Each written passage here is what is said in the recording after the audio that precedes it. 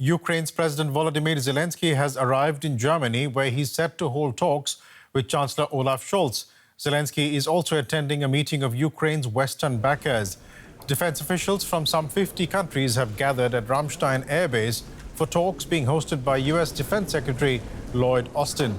The meeting is expected to focus on Ukraine's air defense needs. Russia's air assaults have wreaked havoc in Ukraine in recent days. Hundreds of people have been injured or killed. The ramped-up attacks underscoring Ukraine's pleas for help. We keep telling everyone in the world who has the power to stop this terror. Air defense systems and missiles are needed in Ukraine, not in a warehouse somewhere. Long-range strikes that can defend against Russian terror are needed now, not sometime later. Unfortunately, every day of delay is a day of lost lives. While Ukraine's requests are increasingly urgent, the international response is less so. Publicly, its allies, particularly the EU and the US, remain steadfast in their support for Kyiv. But as the war drags on, many backers face growing resistance at home over the cost of their military support. With US elections looming, presidential candidate Donald Trump has threatened to cut aid. While in Germany, far-right and far-left opposition parties are campaigning for negotiations to end the war. With uncertainty over long-term backing, some military analysts believe Ukraine's incursion into Russia's Kursk region is an attempt to secure leverage in such negotiations. But for now, Kyiv is doing all it can to convince its allies to do all they can to defend Ukrainians against Russia's attacks. Zelenskyy again made the case, continuing to aid his nation's effort to drive Russia off Ukrainian lands. We do want to end this war. We want peace. We want to save our people, first of all, our country. And it is Putin who doesn't want peace and is obsessed with territorial conquests. He wants our cities or the ruins that remain of them. And that is why we need strength. We need to force Russia to seek peace. We need to make Russia cities and even Russian soldiers think about what they need, peace or Putin. And it is realistic to push them to choose peace. DW's Eastern Europe editor Roman Goncharenko is at the summit in Ramstein. Roman, good to see you. What else did Zelenskyy have to say at the start of the meeting? Well, there are a few points that I'd like to mention from his speech at the beginning. He thanked, of course, all the partner countries, especially the United States and then Germany, for delivering weapons to Ukraine, continue to do so for a third year. But he also said that the speed of those deliveries that were promised to Ukraine just a few months ago is not sufficient. He said, for example, speaking about the air defense systems, which are very important for Ukraine, that a significant number of them has not been delivered yet. So he's expecting a movement on that. He also said that Ukraine is working on a co-production with Western partners of weapons in Ukraine and outside Ukraine.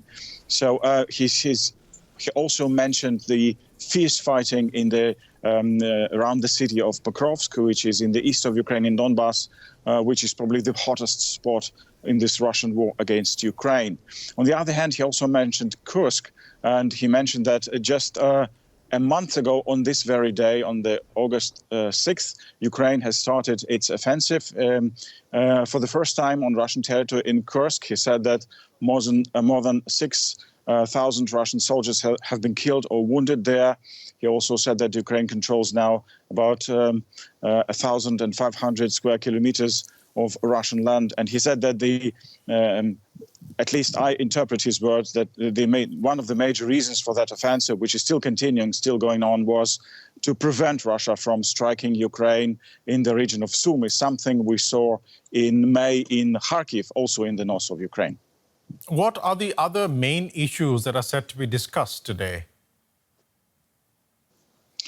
Well, I think there are maybe 2 or 3 major points. One is Ukraine really needs more weapons. It needs all those air defense systems, especially air defense systems that were promised to be delivered as soon as possible, because Russia is stepping up its shelling with missiles, with drones of Ukrainian territory, civilian targets as well.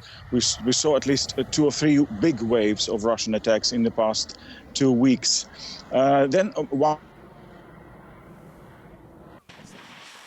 President Zelenskyy mentioned it, is the Ukrainian capability to do deep strikes, so long-range strikes deep in Russian territory, something that Western partners were not yet ready to do. So can we expect any major decisions today then? It is difficult to predict. I think it will be important also for President Zelenskyy to meet German Chancellor Olaf Scholz, because there were signals from the German government in the past weeks that maybe Germany will not be in a position to deliver additional weapons to Ukraine because of budgetary difficulties. We also see that after regional elections in Germany, there are new political parties, demanding that Germany should deliver less weapons to Ukraine. I think President Zelenskyy would like to discuss that with Chancellor Scholz. We'll leave it there for the moment. Thanks so much for joining us today. DW Eastern Europe editor Roman Goncharenko. And for more on this, I'm joined by Chris Morris, a security expert at the University of Portsmouth. Welcome, Mr. Morris. What would you say is stopping Western allies from allowing Ukraine to use long-range weapons to hit targets deep inside Russia? I would contend there's 2 real issues here. The first one being the risk of escalation, and the second one being that Western fatigue that is building up regarding the Ukraine contract. To address the escalation first, now, the provision of long-range missiles, which Ukraine is actively seeking, could be considered by Russia to represent a significant escalation. Now, Russia has previously warned Western nations against supplying advanced weaponry that is capable of striking really deep inside Russian territory. Now, it's articulated a series of red lines, and it's also talked about retaliatory actions.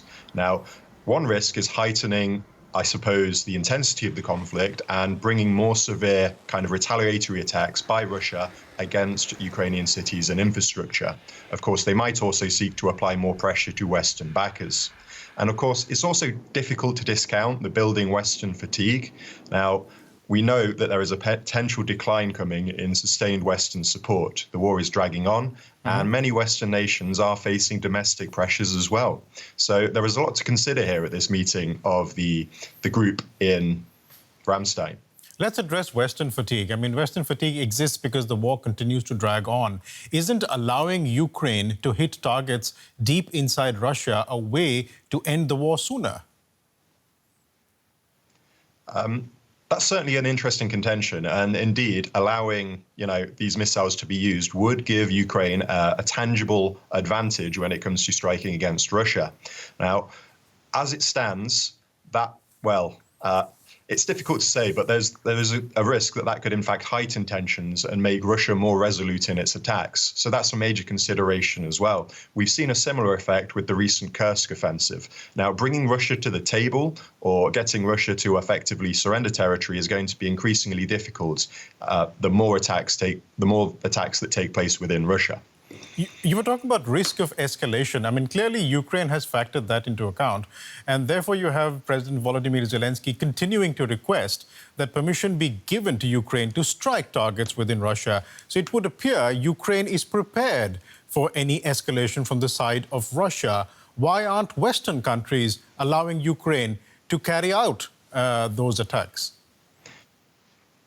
Yes, Ukraine is absolutely prepared. And you can see this again in their domestic long-range missile program and their domestic drone program as well. One of the things that they have resolutely been pursuing is access to their own, Ukrainian-owned systems that they can use to perform these missions. Now, as to why Western forces might be reticent to allow their equipment to be used, well, First of all, it's mainly it's mainly America that's holding the reins here. So that's the chief nation that we need to consider.